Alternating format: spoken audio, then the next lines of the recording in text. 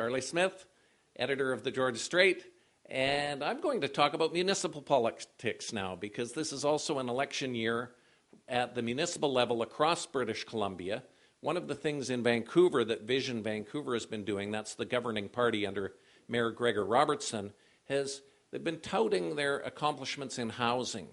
And one of the statements they issued was we produced 1,097 new rental units have been approved in Vancouver, which is much higher than the norm.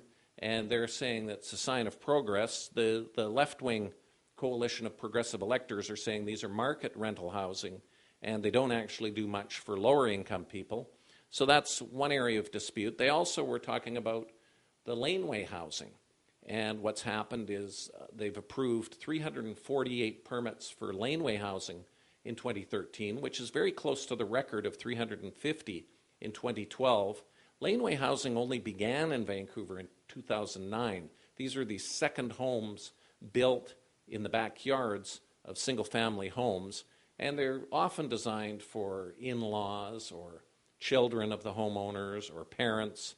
Laneway housing is also permitted in some other municipalities, including West Vancouver, City of North Vancouver, Coquitlam, Maple Ridge, Langley Township, and Richmond. But in other areas, it's not in place, and that includes the District of North Vancouver and the City of Burnaby. And Burnaby is the third largest city in the region. It also has not approved secondary suites yet, but I expect that to be one of the major decisions of council in 2014. And by allowing secondary suites, and these would be legal suites, it would increase the stock of housing and provide housing also for students who attend Simon Fraser University and BCIT, which are both in Burnaby. In Surrey, the biggest issue these days is crime, and there was a terrible murder near the Newton Recreation Center. Julie Pascal, a mother of three, she was going to pick up her son who was at a hockey game, and she was just badly beaten in a robbery. As of this speaking, the crime has not been solved.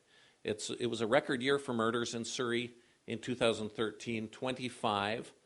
So crime is on people's minds, and some of the councillors and the mayor are talking about more police protection. The RCMP is a jurisdiction policed by the RCMP, as are many other municipalities in the Lower Mainland. These are on contracts.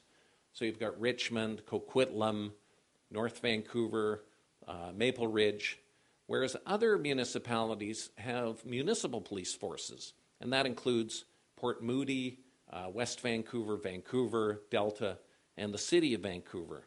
There's been a debate in the region for a long time whether we should have a regional police force instead of having a chief and a deputy chief or a district commander in all these different municipalities, whether there should be harmonization and creation of a single force.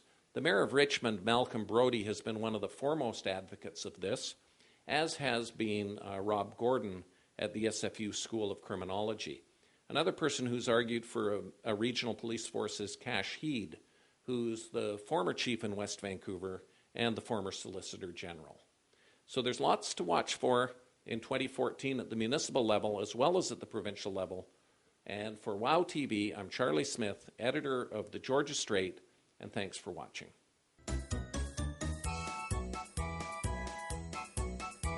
感谢收看今天的大温故事，我们下期再见。